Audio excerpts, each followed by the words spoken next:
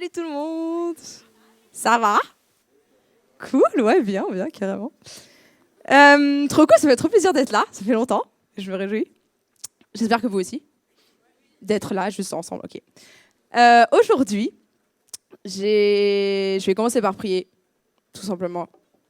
Comme toujours, un peu, mais... ça permet de recalmer un peu. Ok. Saint-Esprit, on est là avec toi.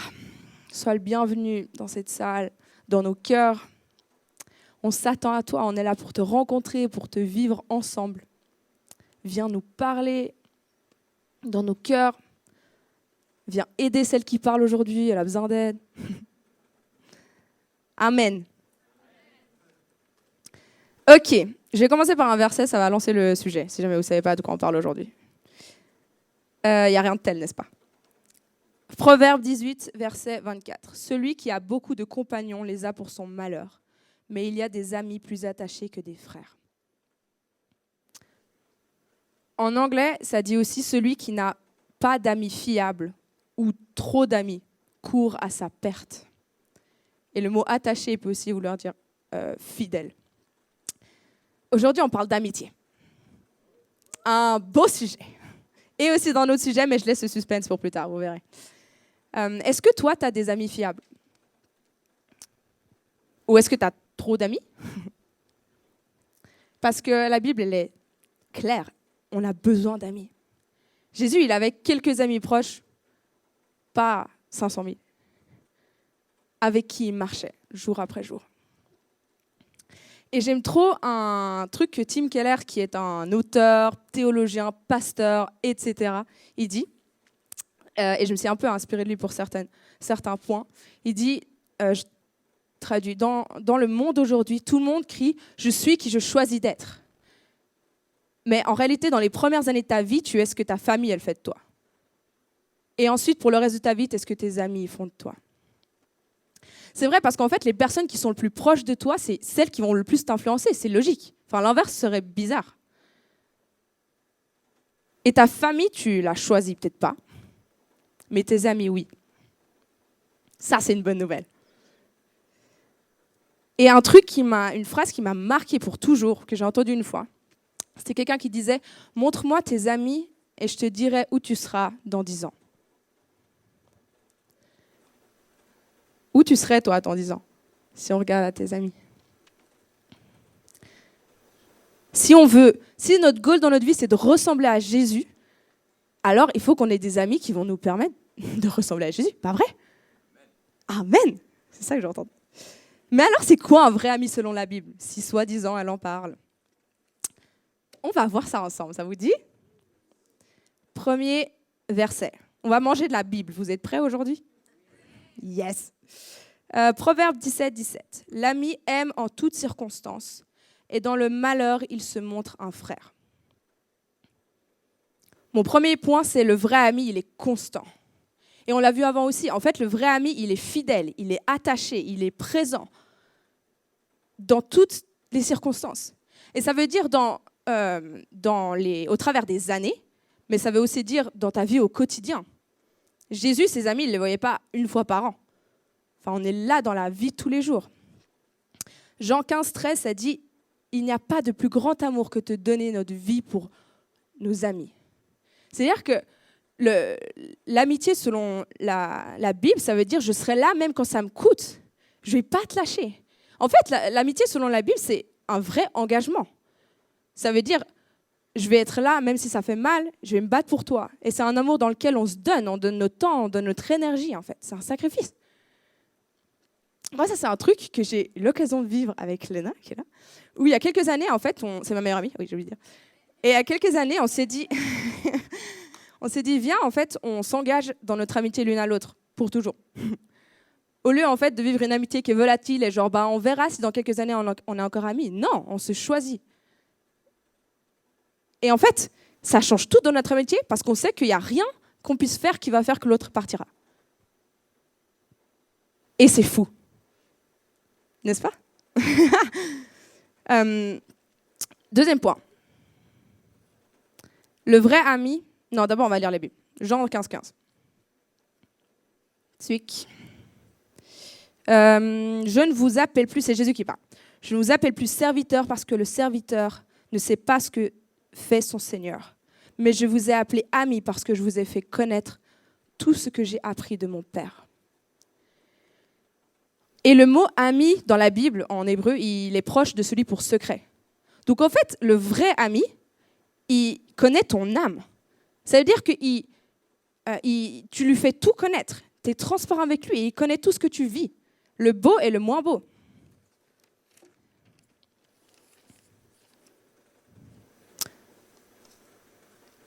Dans Galates 6, 2, ça dit « Portez les fardeaux les uns des autres et vous accomplirez ainsi la loi de Christ. » Ça veut dire que le vrai ami, il est là avec toi quand ça fait mal et il vit tes souffrances avec toi, il les ressent avec toi, il t'encourage, il prie pour toi, il est là.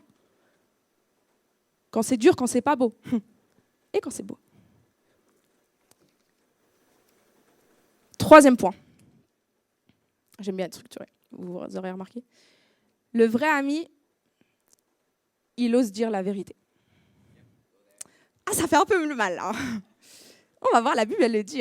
Faudra pas venir me voir moi. Alors, Proverbe 27, 6. Vous êtes prêts? Celui-là, il pique.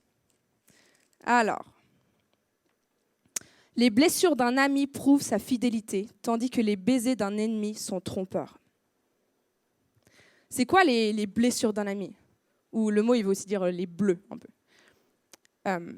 En fait, ça peut être une métaphore pour les mots dont ton ami, ou toi, a besoin qui seront douloureux. Le vrai ami, c'est celui qui va dire la vérité même quand ça fait mal, parce qu'il t'aime trop pour ne pas le faire, pour te laisser dans le mensonge, en fait. Et moi, c'est un truc que j'entends souvent les gens dire « mais je l'aime trop pour lui dire la vérité ». Je suis là « mais quoi ?» En fait, ce qu'il y a derrière, c'est que je m'aime trop moi pour faire l'effort de confronter cette personne et ce que ça implique. Et d'aller à travers ça, parce qu'en fait, ça prend le risque que la personne le reçoive mal, qu'il y ait la colère, qu'on soit critiqué. En fait, c'est désagréable, c'est vrai, pour tout le monde. Mais c'est tout un apprentissage que la Bible nous appelle à vivre. Et c'est un apprentissage d'apprendre aussi à dire la vérité avec amour. Si vous voulez des petits tips de Gaëlle, vous voulez? Ok. Parce que des fois, on est là, mais j'ai envie de vivre ça, mais je ne sais pas comment, en fait, le dire. Une première chose que je t'encourage, c'est de décider dans ton amitié, ok, viens, on vit ça. Parce qu'en fait, ça permet de te raccrocher à ça. Tu te rappelles, on a dit qu'on voulait vivre ça. Enfin, souvent, on fait ça, on se dit, on a dit qu'on voulait vivre ça, donc c'est pour ça que je te parle de ce sujet. Et quand tu veux parler aborder une vérité qui pique, prépare à l'avance ce que tu veux dire aussi. Et en t'assurant que tu es en train d'avoir un cœur qui est bienveillant, qui n'est pas dans le jugement ou l'irritation, mais qui est en train d'aimer. Ah, je fais ça parce que je l'aime. Et en fait, oser te lancer. Souvent, c'est ça le plus dur. Oser se lancer. Genre, hey, t'as un moment, j'ai quelque chose à partager, j'ai remarqué ça, tel comportement, tel péché. Je t'aime trop pour pas te le dire, en fait. Je sais pas comment le faire, mais j'ai envie de me battre avec toi là-dedans. Et Dieu, il dit ça de toi, et ça, c'est pas toi. Ta-da-da.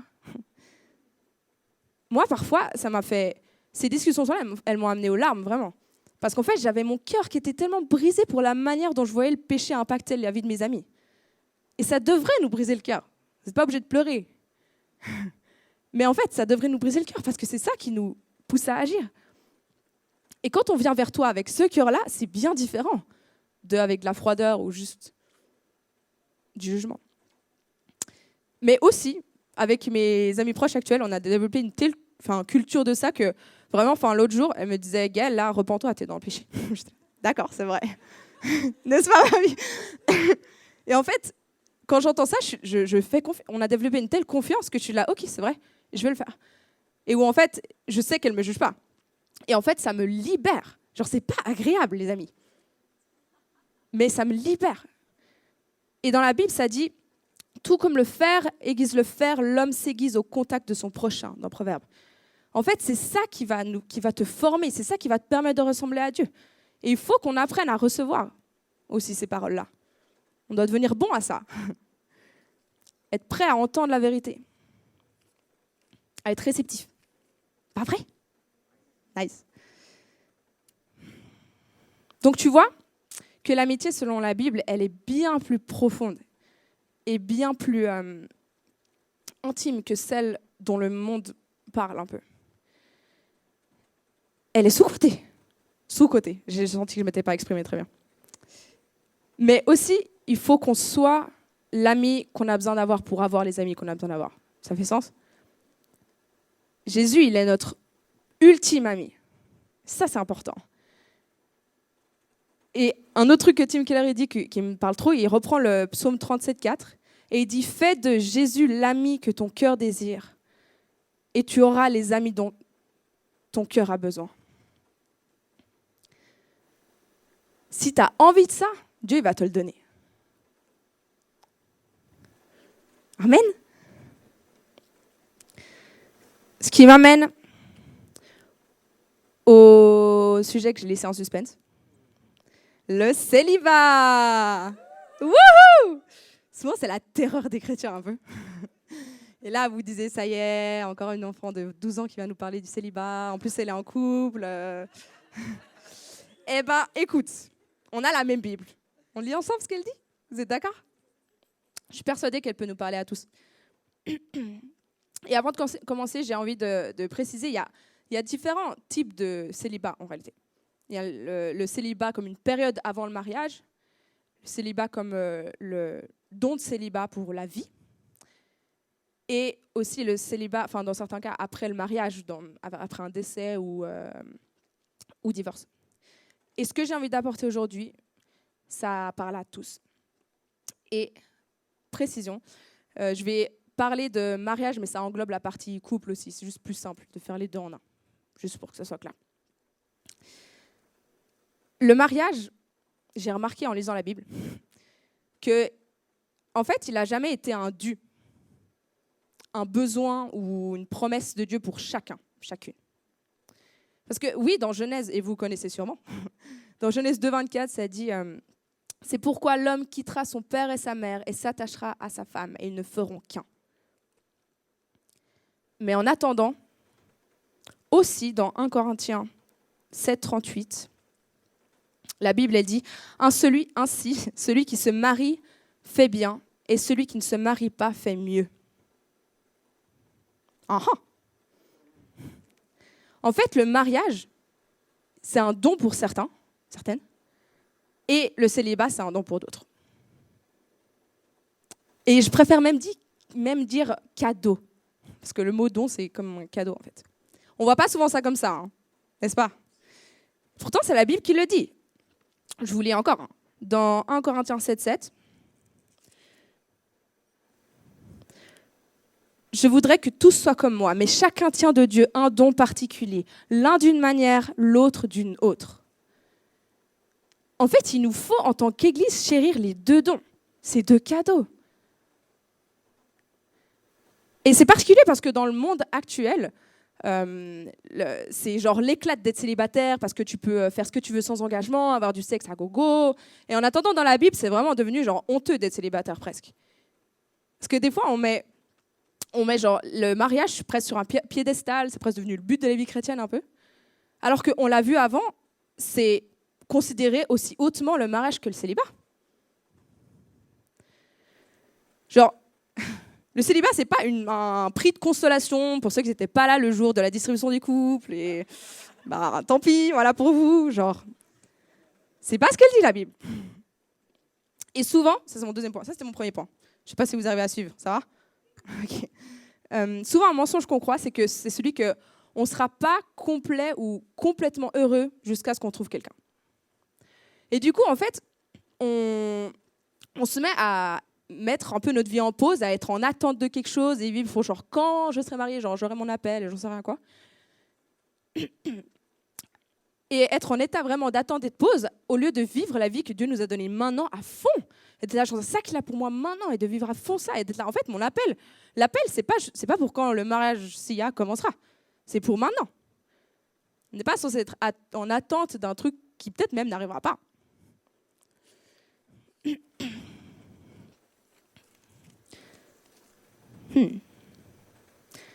Parce que oui, c'est possible de vivre une vie comblée et épanouie avec Jésus.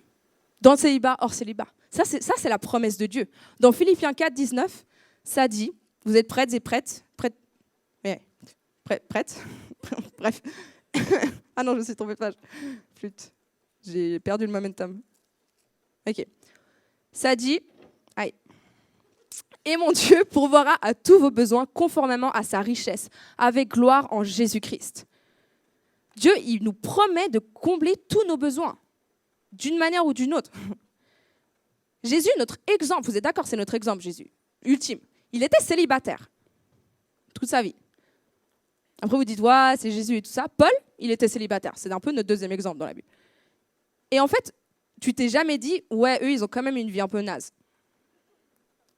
C'était quand même pas aussi bien. C'était deuxième choix, voilà. Jamais. Alors pourquoi ce serait le cas pour nous? Troisièmement, comme on l'a vu, c'est aussi l'opportunité de s'épanouir dans des vraies amitiés, comme la Bible en parle. Et en fait, croire qu'on ne peut pas vivre des relations magnifiques d'amour, d'intimité, de profondeur, d'engagement, de sacrifice, sans le sexe et dans le célibat, c'est une grosse erreur. Un truc que j'aime trop que C.S. Lewis il dit, je traduis et reformule un peu, ça dit « Ceux qui ne peuvent pas concevoir l'amitié comme un amour substantiel, mais seulement comme un déguisement de l'amour sexuel, trahissent le fait qu'ils n'ont jamais eu d'amis. » Autrement dit, si tu ne penses pas qu'une amitié peut être un amour aussi beau que dans le couple, tu n'as jamais eu de vrai ami.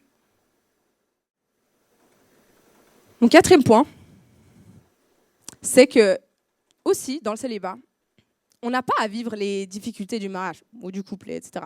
On n'a pas cette grosse distraction. Là, vous êtes la Gaëlle, vas-y, c'est les excuses bidons. Je me suis dit ça pendant des années, mais en fait, ça, c'est ce que la Bible, elle dit, hein, c'est jamais. Donc, vous allez voir avec Dieu. Hein. Faut pas venir me voir moi. En fait, ça nous donne plus de temps et de liberté et de flexibilité pour servir Dieu. Je vous le dis, preuve.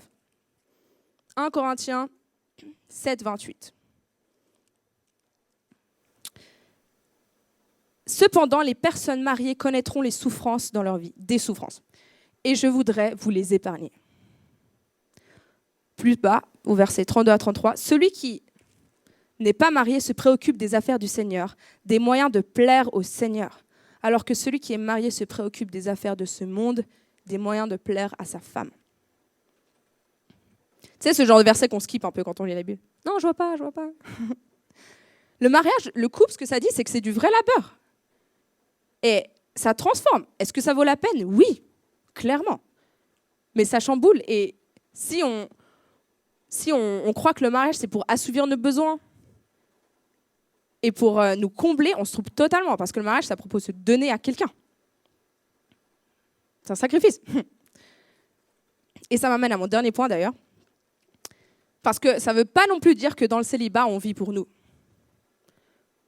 En fait, ça peut aussi être un mensonge.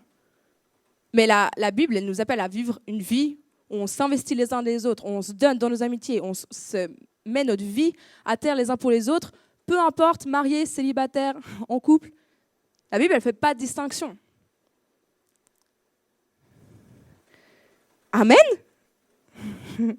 Parce qu'on est appelé à vivre comme Jésus, il a fait à la croix, il s'est donné pour nous, afin que nous, on puisse se donner pour les autres.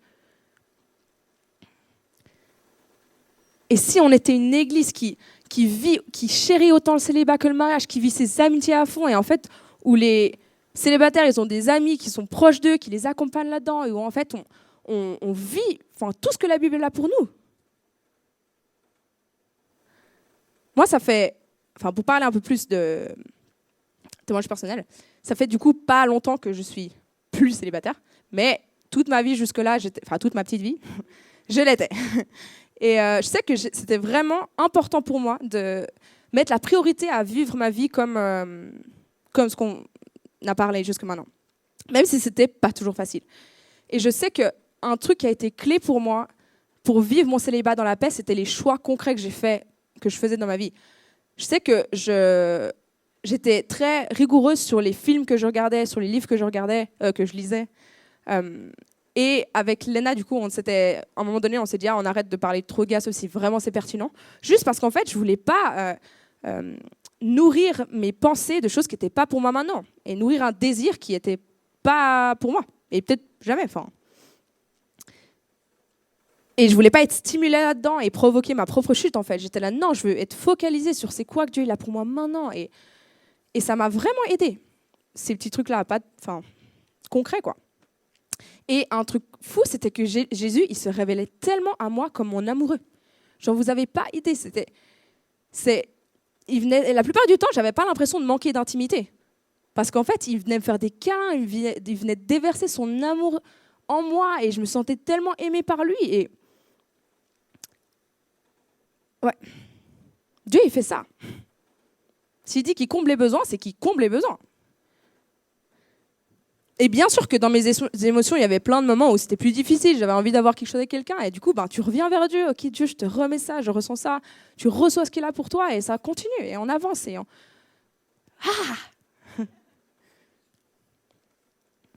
Vous me suivez? Yes. Et bien sûr que le domaine du célibat, le domaine des amitiés, qui sont ce qui représente les relations les plus importantes de nos vies, c'est important qu'on soit intentionnel là-dedans. Mais c'est sûr qu'on peut les vivre que par la grâce de Dieu.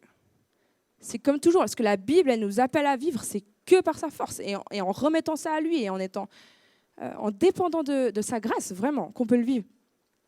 C'est lui qui rend ça possible par la croix, qui nous libère, qui nous transforme, jour après jour.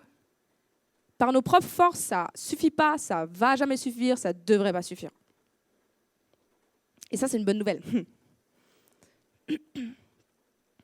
Alors, je ne sais pas où toi, t'en es aujourd'hui par rapport à tout ça.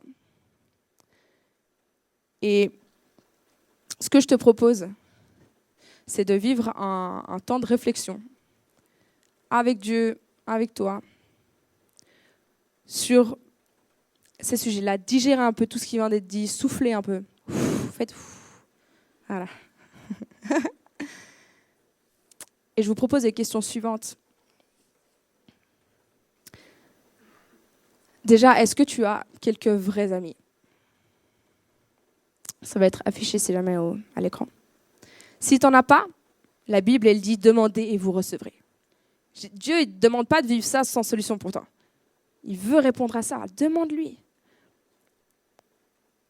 Demande-lui ce que tu peux mettre en place pour pouvoir vivre ça. Est-ce qu'il y a quelqu'un qui te met à cœur particulièrement dans l'église? Est-ce que...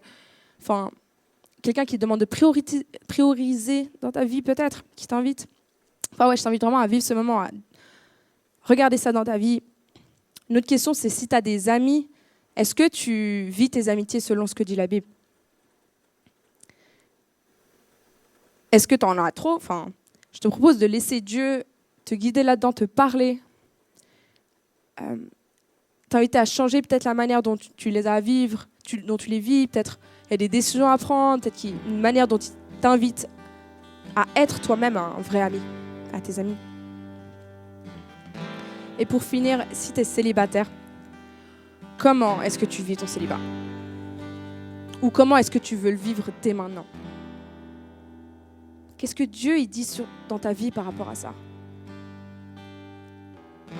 Et je t'invite à laisser Dieu peut-être changer ta perspective, peut-être ramener de l'espoir, peut-être juste révéler son amour comme j'en parlais avant. Et combler tes besoins, t'amener peut-être à lâcher prise, à faire confiance à Dieu pour ta vie. Parce qu'il a pour toi une vie comblée, que ce soit avec quelqu'un ou sans.